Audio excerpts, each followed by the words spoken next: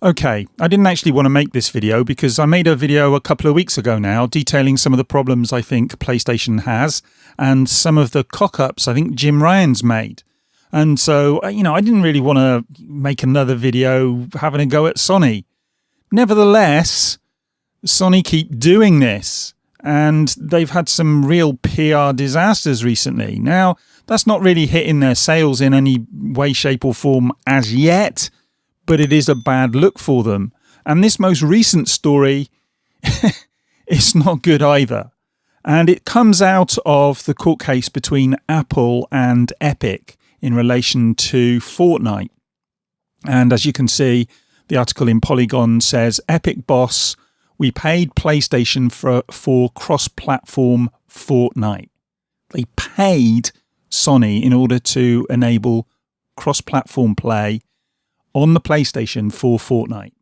And it goes on to say, Epic CEO Tim Sweeney says PlayStation charges royalties to certain games.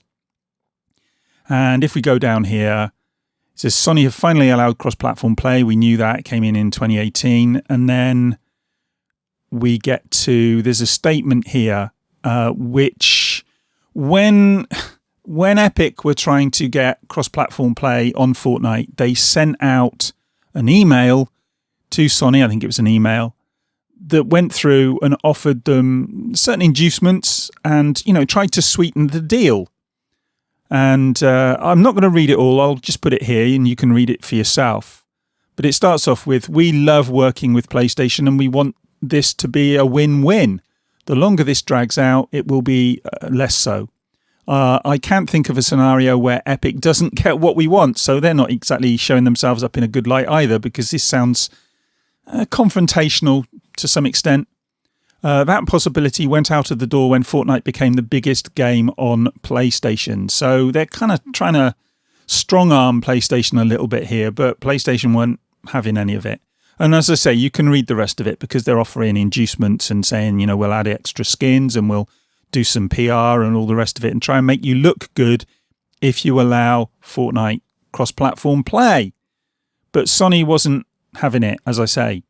And this is what it says here. It says, but Sony's director of developer relations at the time wasn't convinced that cross-console play would ever help the PlayStation business. And, that's the bottom line, isn't it? Whether it's Epic or whether it's Sony, it's about the business. But there's optics as well, and I'm sure Sony didn't want this coming out. It says here, eventually in late 2018, Sony agreed to allow Fortnite players on PlayStation to play with other consoles.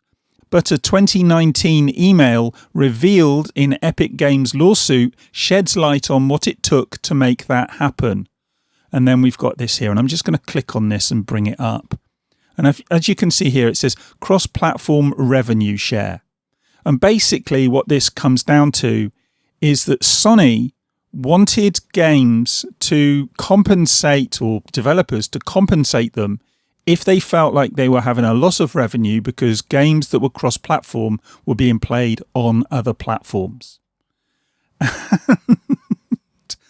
As I say, look, this is a business case, and you can understand to some degree why Sony might want to do this. But, going back to what I said before, the optics aren't great. It looks like they're trying to strong-arm developers. If you want cross-platform play, you have to pay us, in effect. If we think that we're losing any revenue, you're going to have to make up the difference. And it says here, if the proportion of PSN revenue share divided by PS4 gameplay share for a title is less than 0.85 in any given month, the partner will pay Sony Interactive Entertainment a royalty to offset the reduction in revenue. And what's worse here, and it goes, you can have a look at this, pause the video or go and look this up, I'll put the link in. But what's worse here is when you find out that the reality is that neither Microsoft or Nintendo do the same thing. If you want crossplay on a Microsoft title or a title that is running on the Xbox or PC through, xCloud or whatever it might be, you don't have to pay anything to Microsoft to allow crossplay. Same with Nintendo. You don't have to pay them to allow crossplay. And this is Nintendo. I mean, they want us to pay money for everything. So if they're not doing it, why does Sony feel the need? And it seems to me that Sony feels the need because they feel like they're the market leader, which indeed, in some instances, they are, although Nintendo could claim that one as well. The fact of the matter is, as it looks, and as I keep saying this, some of this is optics, you can understand it from some, points of view, that they want to protect their business. But from the optics, this is a really bad look. It doesn't look good at all. And this is what Tim Sweeney had to say. He says, if somebody were primarily playing on PlayStation but paying on iPhone, then this might trigger compensation. So if they're playing on both platforms and PlayStation's the main platform or whatever, and then you're also playing on iPhone, it might be that Sony end up wanting to get some money in order to make up the shortfall that they perceive as a shortfall. The thing that got me though, and let's just bring this up again. This is, the fact that Sony are saying to developers, we want access to your your financials. The partners shall provide each SIE territory with monthly reports on any such PS4 revenue share and shall pay the applicable SIE territory invoice within 30 days. I mean, this is tough stuff. I mean, I know it's business language and you would expect it to some degree, but from a gamer's perspective, I don't like this at all. And I was talking to my partner about this because I like to sort of run things past her before I make videos. And she was saying, for her, it sounds like an anachronistic way of doing business. It feels like an old way of doing things. Her attitude is that the more modern way of looking at business is, a rising tide floats all ships. And if you listen to what Xbox have been saying, and specifically Phil Spencer, head of Xbox, has been saying, he's pretty much been saying the same thing. We'll compete where there's places to compete. We'll cooperate where we can cooperate. And crossplay would seem to me to be something that would rise all ships, would be a rising tide, would help more sales. But Sony don't seem to have that attitude. And not only does this make them look bad, this is something else my partner said, it makes them look insecure. You want crossplay, we're going to defend our business. We're going to sort of batten down the hatches and defend ourselves. Whereas Microsoft's approach seems a lot more confident. Oh yeah, if you want to do crossplay, that's fine. We don't care. That's all right. People will come and play on our systems. People will use our services. We don't care. We've got a good service, whether that's their actual approach, but that's how it comes across. And it exudes a kind of confidence. As it stands at the moment, with all the other stuff that's been going on with Jim Ryan and, all the faux pas that have been made with PlayStation, despite the fact they're still selling, like hotcakes. I mean, PlayStation 5 selling out all over the place. You can't get one for love nor money.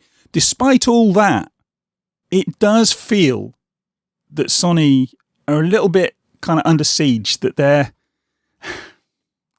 not looking forward. They're being very insular and being very protective of their business rather than looking to the future and looking forward and looking to be open and to, rise the tide. And I don't think it's going to be good for them in the long run. I don't think this approach either makes them look good or makes them look like they're, positive and they're confident about their business. I just think it makes them look, well, as I say, insecure, and gamers don't like this. Gamers aren't going to like seeing this. And think about it for a moment from the developer's point of view.